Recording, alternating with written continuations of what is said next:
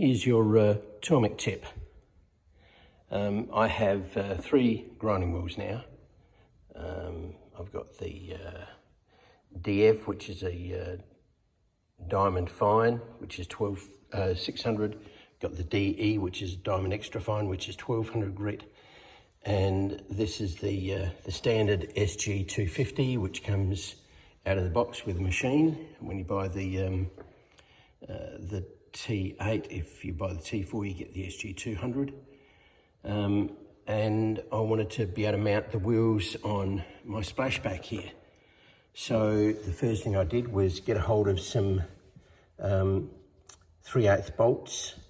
Now these are, I believe these are 3/8 or 10 mil. Either way, they're 3/8 is close enough to 10 mil. And I got them 400 long, or 4 inches long. 100 long, which is 4 inches long. And the 100 mil long bolts have exactly the right length of flat area beyond the thread to fit the Tormek wheel. So that's the width of the Tormek wheel. So I've got the bolts, and the bore of the Tormek wheel is 12 millimeters. So I took the head and ground the head down so that it just fitted inside the wheel, which is just under 12 mil. I used calipers and set the calipers to 12 mil and made sure that it had nice clearance inside the calipers, and so that set the actual head pin diameter here on the end here, the ridge diameter. And then once I'd ground it down on the grinder, I used a sanding disc on the sander and polished it up to get rid of the grinding marks.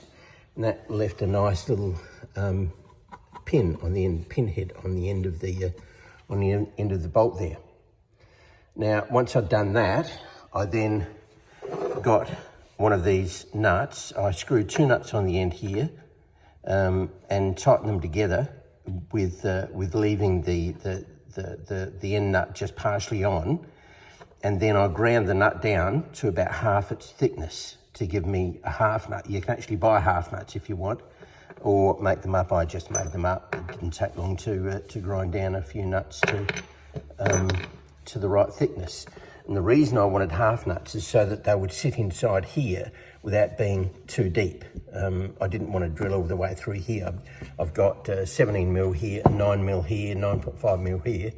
So I didn't want the nut to go too deep, because I still wanted a lot of meat left in here. So that's nice and firm.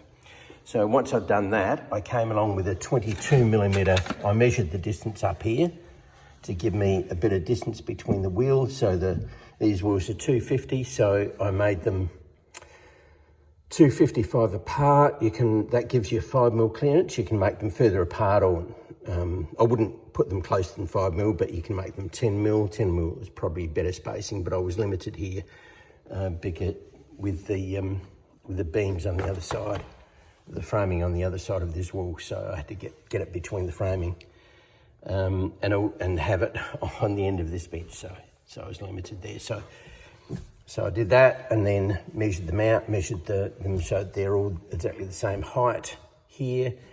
And then I recessed it with a 22 mil Forstner bit. Put a recess here so that the nut would sit just inside the wood here. And then I put the pin in with the half nut on this side with a washer behind it. So washer, half nut, pin in there. And on the other side, I came through and put a nylock nut on. You can use Loctite, you can use nylock nuts, or any other self-locking nut. I mean, you can use standard nuts if you like, but I'm going to be putting gyprock on the other side of this wall, so I'm not going to be able to access the inside. So I wanted it permanent. I wanted it so that it wouldn't come loose or need any maintenance. So that's fixed now. And now I'll put up 4 pins, 3 for my wheels that I already have, and it fits on just like that, and it goes on fairly easily, as you can see. There's a 5mm gap there, a little bit bigger gap there because this wheel is worn a bit, but there you go. That's the mount for my Tormek grinding wheels.